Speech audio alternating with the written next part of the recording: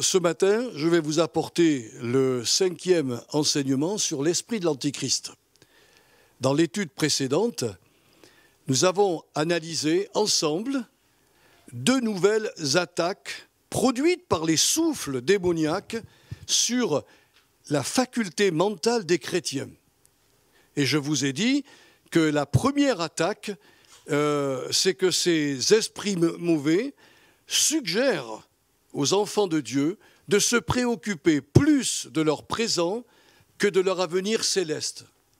Et on a lu un passage de...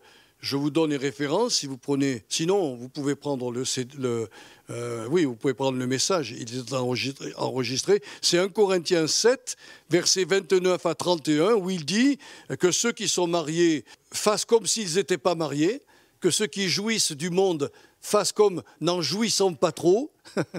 C'est assez compliqué ce que Paul a été nous dire, mais en réalité, il a voulu nous expliquer qu'en raison des temps qui sont courts, l'ensemble du peuple de Dieu devrait jouir des bienfaits de cette vie, parce que Dieu nous a mis sur cette terre et on doit jouir de ces bienfaits, mais le faire avec modération, sans oublier de prendre le temps pour préparer notre trousseau de mariage.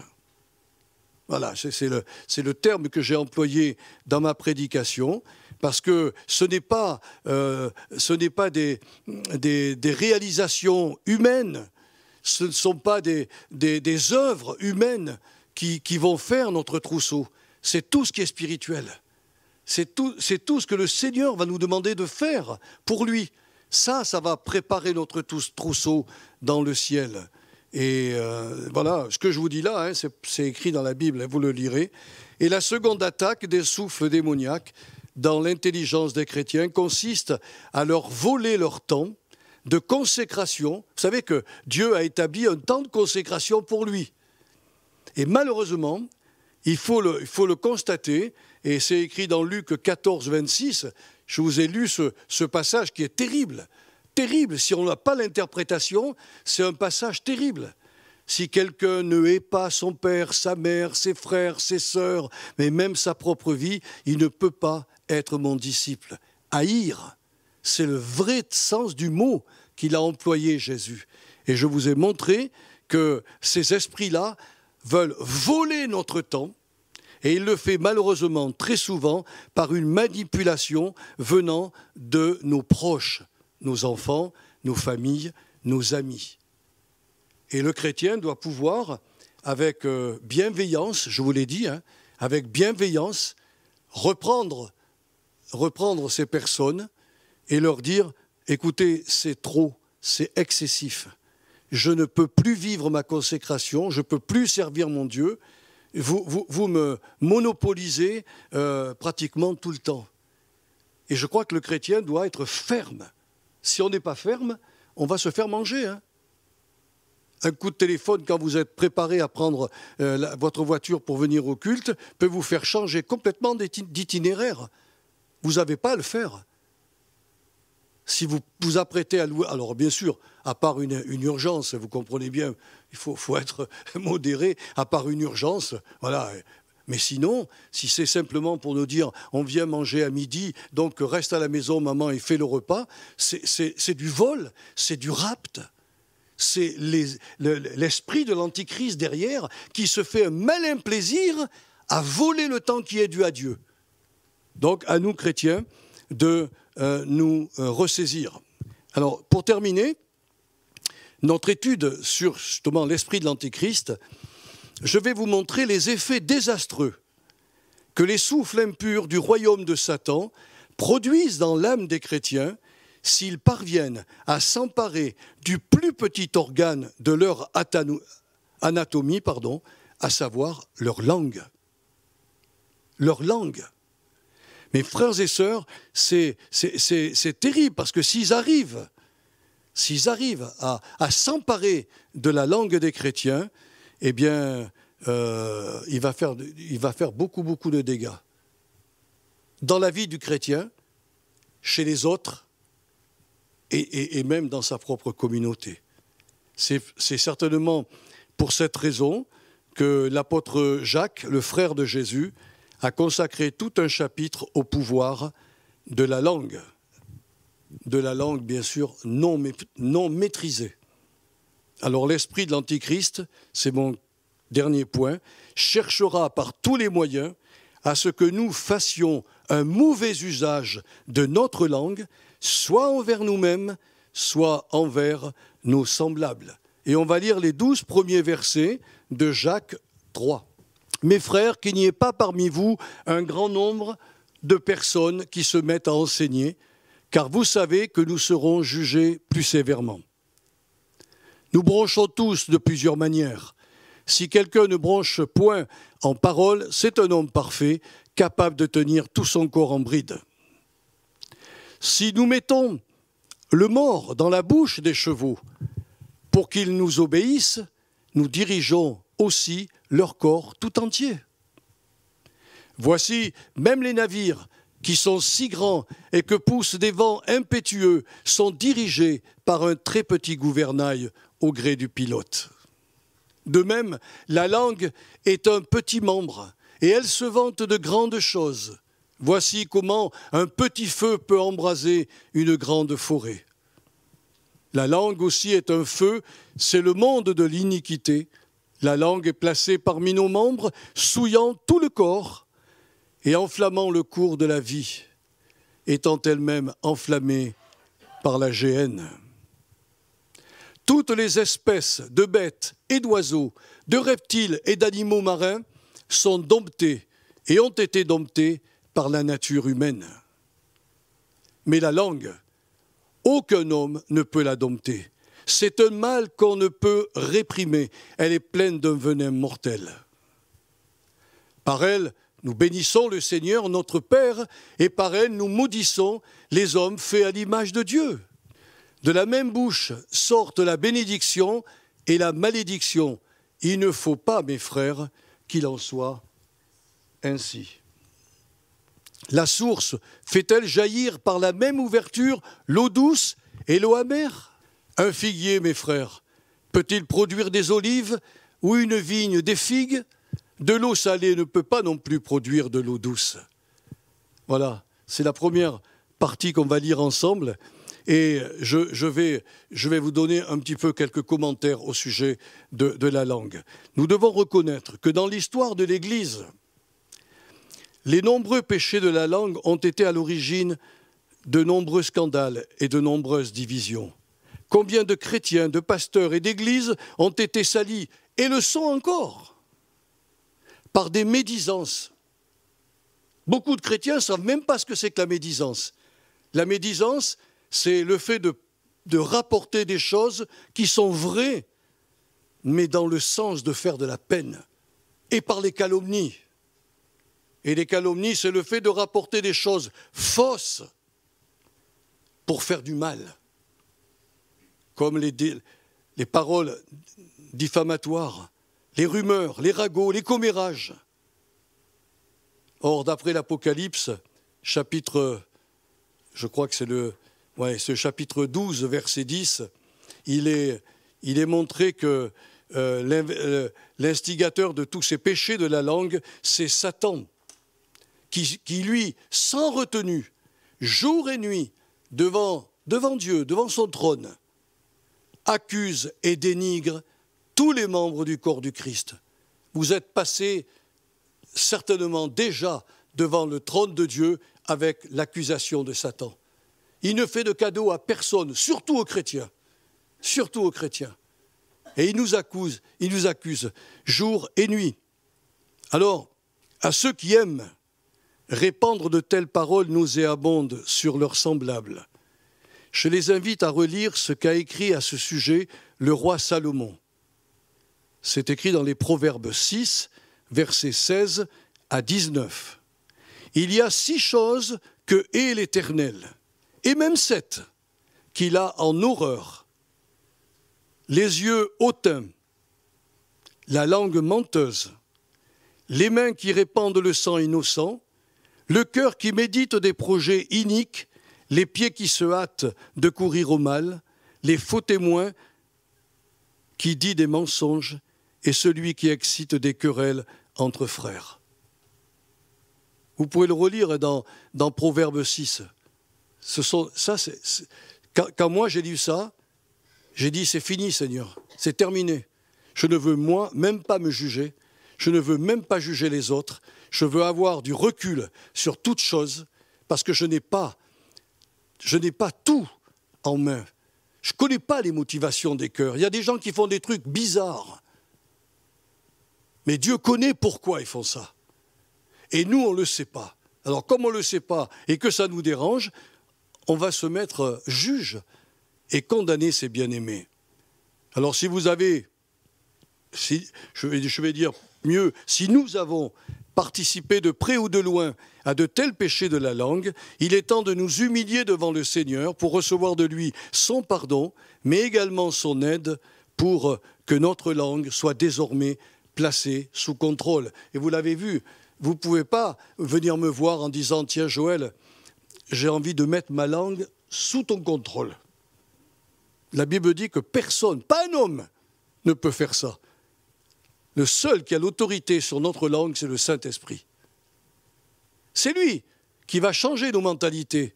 C'est lui qui, par l'enseignement que je vous apporte et que les pasteurs apportent, va permettre de réaliser la subtilité. Parce que croyez-moi, la langue, souvent on se dit « mais non, c'est ce que j'ai dit, c'est pas grave ».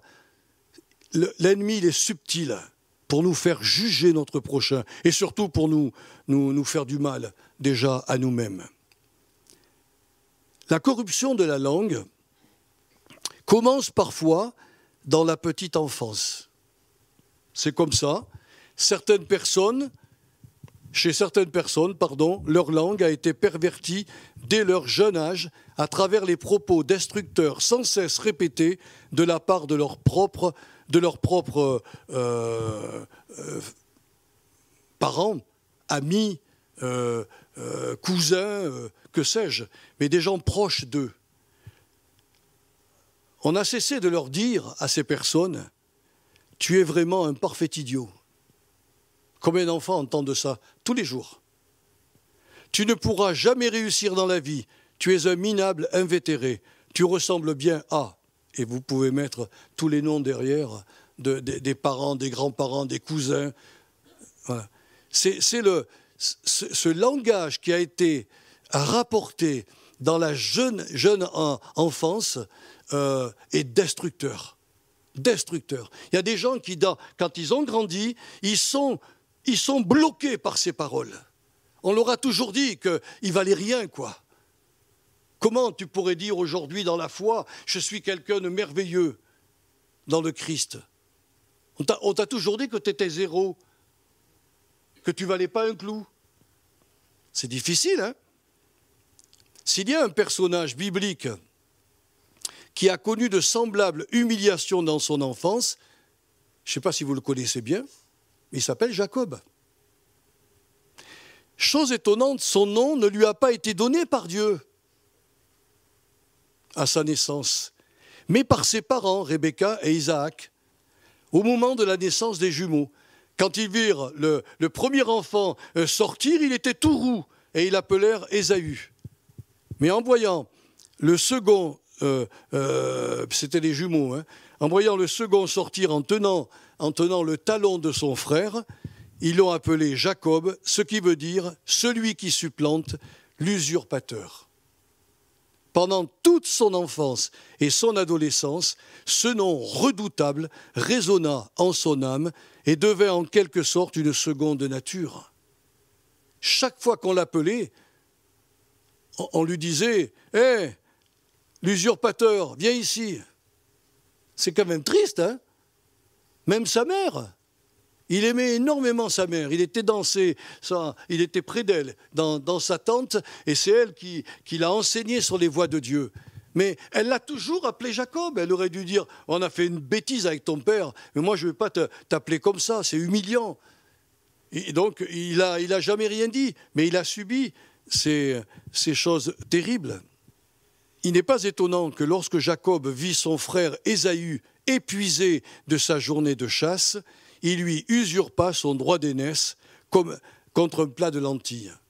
Il est dit « Je suis l'usurpateur ». Eh bien, tu vas voir, mon ami, je vais te montrer que c'est vrai. En fin de compte, c'était devenu une nouvelle nature.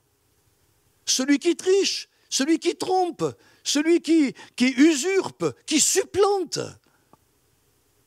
Et son frère, il ne faut pas être trop quand même, il faut manquer d'éclairage quand même pour lui dire, tiens, mon droit d'aînesse, je te le donne pour un plat de lentilles.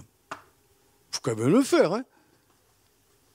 Un peu plus tard, bien que sa mère l'avait prévenu, que Dieu lui avait dit, le second qui sortira, c'est lui qui aura la bénédiction, eh bien, l'âme de Jacob était tellement imprégnée de cette seconde nature, de ce nom qui lui collait à la peau,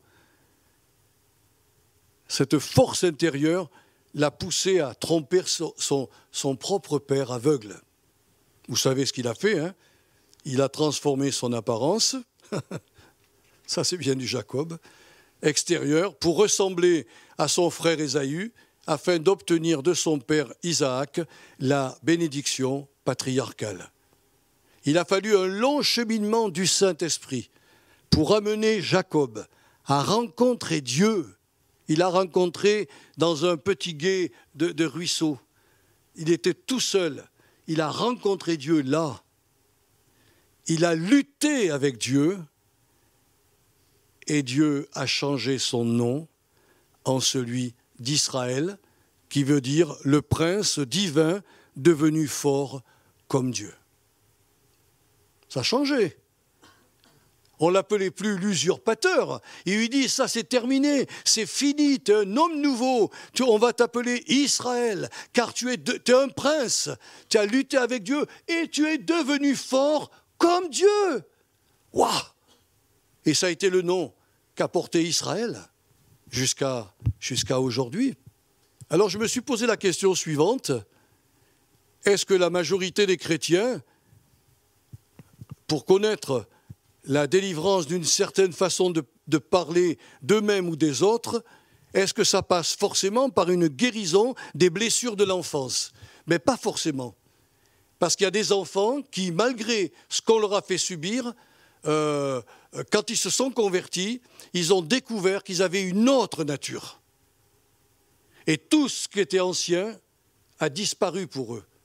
Il faut une prise de conscience pour reconnaître qu'il y a eu un changement d'identité à un moment donné. C'est ce que nous révèle la parole de Dieu. Là. C'est Jean qui a écrit ça dans dans son évangile. Il dit au tout début que celui qui place sa foi, qui entend la parole, et qui croit à la parole et place sa confiance dans la parole, cette parole a le pouvoir de le régénérer et de le faire passer du stade d'enfant du diable à celui d'enfant de Dieu. C'est écrit dans Jean 1, verset 12. Alors si donc nous croyons que nous possédons la même identité que Jésus notre Sauveur, est-ce que vous croyez vraiment que vous êtes de la même identité que Jésus? Une fois sauvés, vous devenez vraiment fils et filles de Dieu. Donc vous avez changé d'identité. Alors vous n'avez plus besoin, ni aucune raison, de persister à vous dévaloriser en déclarant, comme le font souvent encore beaucoup de chrétiens, qu'ils sont des minables sans importance, des ratés, des nuls et des incompétents. Il faut cesser d'utiliser ce langage dans lequel l'ennemi est venu placer cela dans notre cœur ou dans notre intelligence. Il faut chasser cela et déclarer « Je suis aujourd'hui enfant de Dieu, fille de Dieu ». Et ce n'est pas vous, les démons, qui allez me perturber dans ce domaine. Je me positionne, je crois Dieu, on l'a vu jeudi soir, je crois Dieu sur parole. Il a dit qu'il me faisait passer du stade d'enfant du diable à celui d'enfant de Dieu. Alors s'il est mal de se dévaloriser soi-même, il est également mal de dévaloriser les autres. Il y a une philosophie évangélique qui devrait être Je suis quelqu'un de valeur et quelqu'un d'important pour Dieu, mais les autres aussi. Si vous avez cette conception, cette philosophie évangélique qu'on trouve dans la Bible, alors vous pouvez dire, mais je suis quelqu'un d'important, je suis quelqu'un de valeur, mais toi aussi mon frère, toi aussi ma sœur. Et dans ce cas-là, vous êtes dans une position plus. Il y a trop de gens qui, dans l'Église, se positionnent encore comme étant... Alors, ils regardent le prédicateur avec le plus, lui, il est intouchable, et moi, je suis dans le moins. Il ne faut pas qu'il en soit ainsi. Il ne faut pas redonner au diable la capacité de nous faire du mal.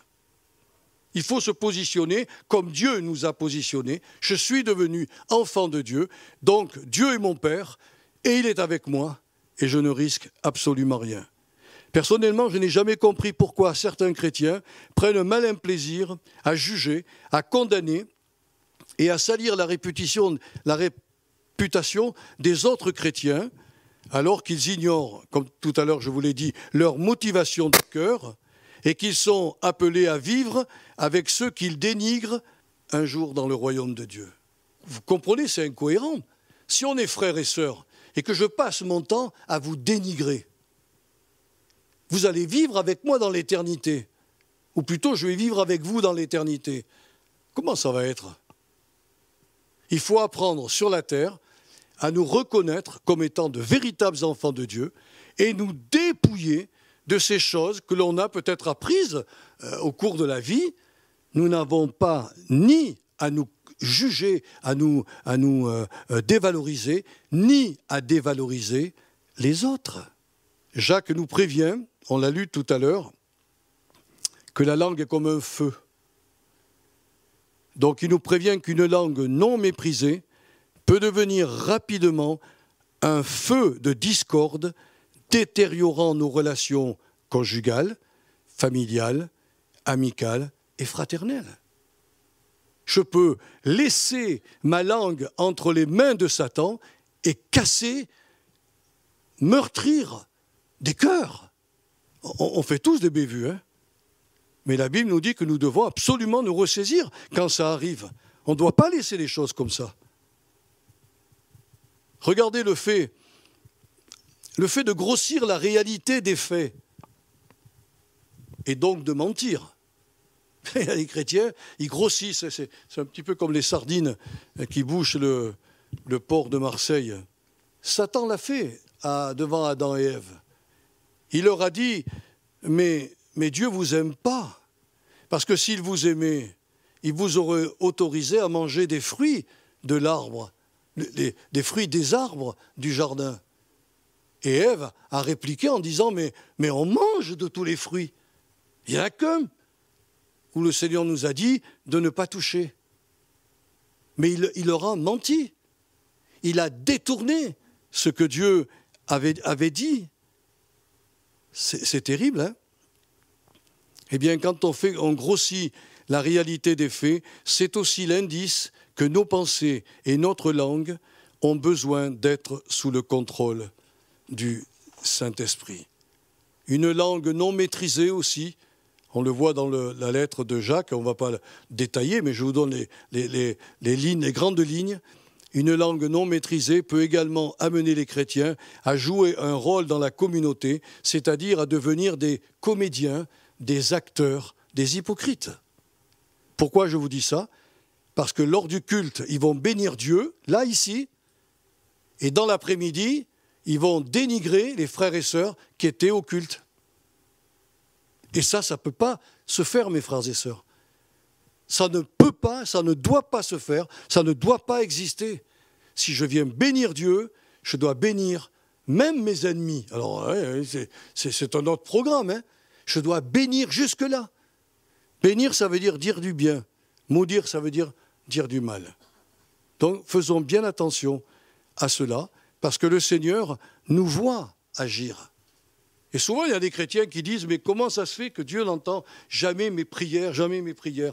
L'apôtre Jean a écrit qu'il répond à toutes nos prières quand il nous voit obéir à ses commandements et à mettre en pratique sa parole.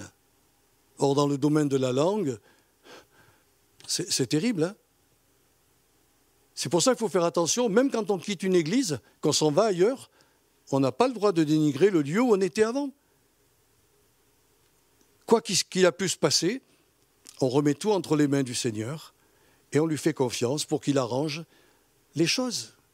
Maintenant, on va prendre la deuxième partie dans Jacques chapitre 3, versets 13 à 18, et je vais vous montrer comment savoir si notre langue est en bonne santé ou pas. Je pense qu'on a besoin d'avoir un éclaircissement. Moi, je veux regarder si ma langue est en bonne santé. Et si elle ne l'est pas, je vais aller voir le Seigneur pour qu'il me guérisse. C'est mieux. Lequel d'entre vous est sage et intelligent? Qu'il montre ses œuvres par une bonne conduite avec la douceur de la sagesse. Mais si vous avez dans votre cœur un zèle amer et un esprit de dispute, ne vous glorifiez pas et ne mentez pas contre la vérité. Cette sagesse n'est point celle qui vient d'en haut, mais elle est terrestre, charnelle, diabolique. Car là où il y a un zèle amer et un esprit de dispute, il y a du désordre et toutes sortes de mauvaises actions. La sagesse d'en haut est premièrement pure, ensuite pacifique, modérée, conciliante, pleine de miséricorde et de bons fruits, exempte de duplicité et d'hypocrisie. Le fruit de la justice est semé dans la paix par ceux qui recherchent la paix. Vous voyez les deux sagesses là? Il y en a une qui vient d'en haut, l'autre que l'on a en nous sans aucun problème. Alors en cherchant un petit peu, je me suis dit, mais le Seigneur a comme un logiciel qu'il veut mettre à la disposition de tous les chrétiens, et ce logiciel s'appelle sagesse, la sienne. Et vous savez que dans Jacques 1, versets 5 à 6, il nous dit, si quelqu'un parmi vous manque de sagesse, qu'il la demande à Dieu, qui accordera à tous sans reproche, mais qu'il la demande avec foi, en croyant que Dieu va lui donner.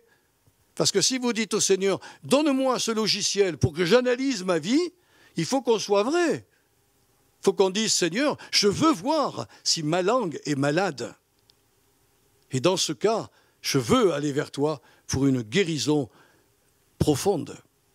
Selon le théologien Frédéric Godet, la sagesse divine est la connaissance vraie de Dieu, de soi-même, des hommes et des choses, se traduisant dans la pratique par un parfait savoir-faire en toutes choses. Mais en premier, c'est la connaissance vraie de notre Dieu, de nous-mêmes, des hommes et des choses. Ne cherchez pas à demander la sagesse divine si vous n'avez pas le cœur vrai pour entendre ce que le Seigneur veut vous dire.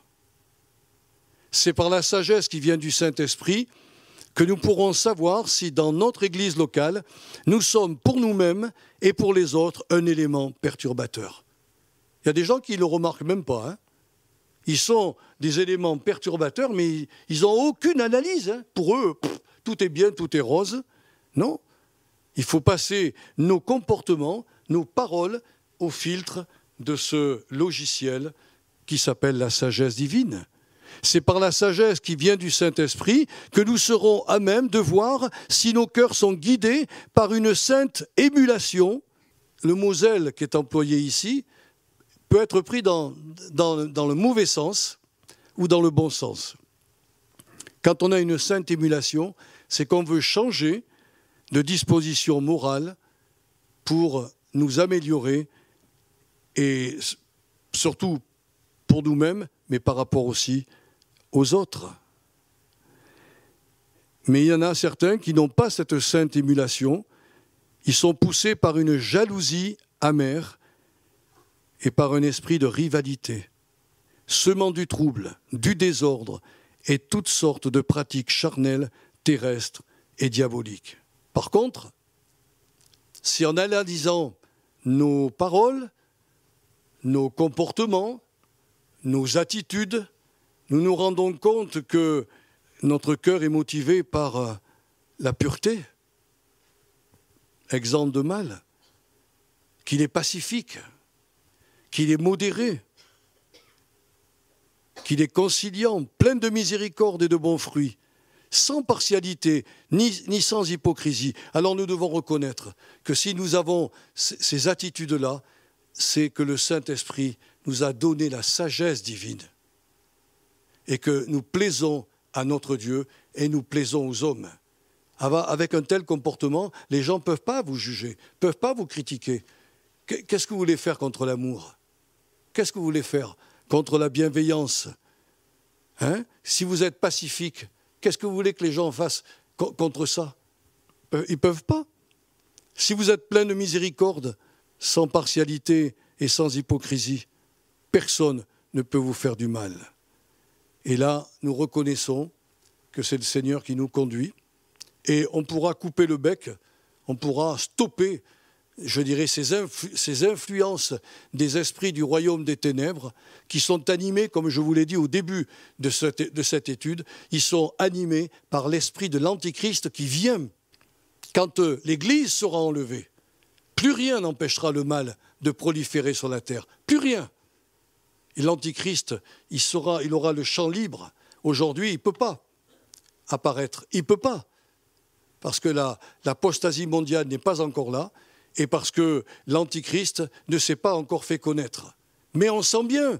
Regardez la mentalité du monde. Regardez ce qui se passe dans le monde. Regardez les affaires pourries qui sortent pour condamner des politiciens. Dès que vous voulez faire quelque chose, il y a une pensée nauséabonde. On cherche le mal. C'est terrible, ça. Comme si ceux qui se permettent de juger étaient vierges, sans problème. Mais si on grattait dans leur vie, si ça se trouve, ils seraient beaucoup plus coupables que ceux qui condamnent. Il faut que nous fassions un examen de conscience avec le logiciel que le Seigneur met à notre disposition, sa sagesse. Et là où on trouve que nous sommes en défaut, allons voir le Seigneur. Disons-lui, Seigneur, je ne veux plus être comme ça. Plus être comme ça envers moi-même. Plus être comme ça envers les autres. Je veux vraiment, Seigneur, régler ma vie. Je veux devenir un enfant de Dieu, pacifique, modéré. Je veux que personne ne soit déçu par mon comportement. Et c'est ainsi qu'on pourra fermer la bouche à Satan, quoi. La Bible nous dit dans l'Apocalypse qu'ils l'ont vaincu à cause du sang de l'agneau et de la parole de leur témoignage. Si le logiciel de Dieu vous montre que vous marchez vraiment dans la pureté, alors chassez ces esprits qui viennent vous dire le contraire. Vous avez le droit de les dénoncer. Vous avez le droit de leur dire « Va-t'en, tu n'as rien à faire avec moi. Je marche dans la droiture. » Et la Bible nous dit si vous leur résistez en face, ils fuiront loin de vous, même s'ils reviennent à la charge au bout de quelques mois. Donc c'est important, mes frères et sœurs. On a fait 5 messages là-dessus.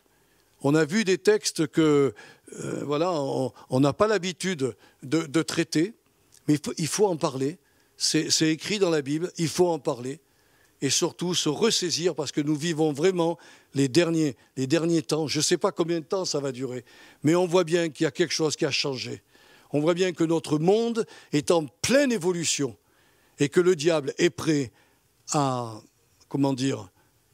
se révéler, à révéler son antichrist. Il va usurper la place de Jésus. Et les gens tomberont dans le panneau parce qu'ils ne verront rien. Mais nous, on ne sera plus là.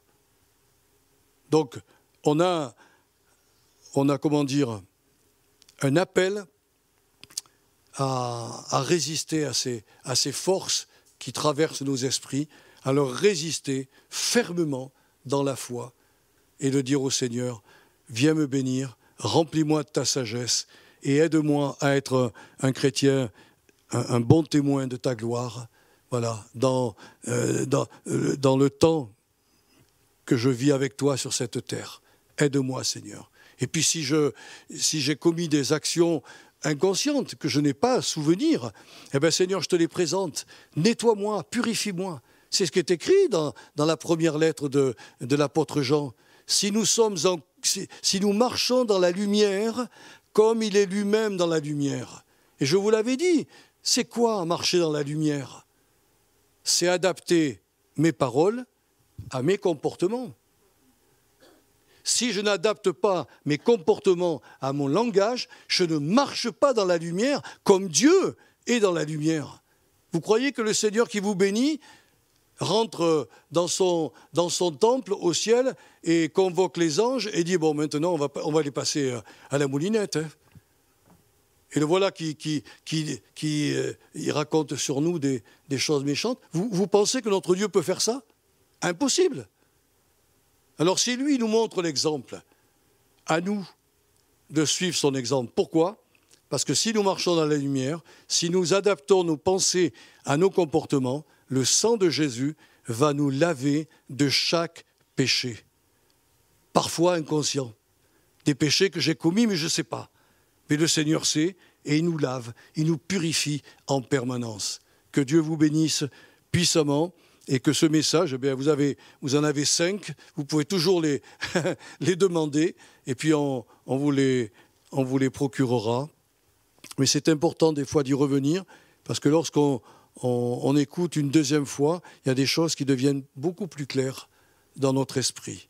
Père Saint, je remets mes frères et mes sœurs ce matin à ta grâce, et nous te faisons confiance, Seigneur, pour nous éclairer sur ces sujets très difficiles que nous avons vus ensemble, sur des textes qui ne sont pas faciles à expliquer, mais que nous devons expliquer.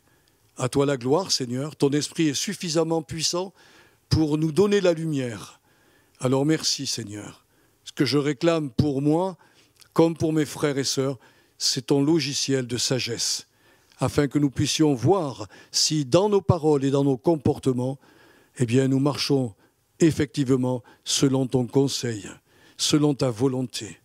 Merci Seigneur, et que la gloire, l'honneur te reviennent ce matin en Jésus. Amen.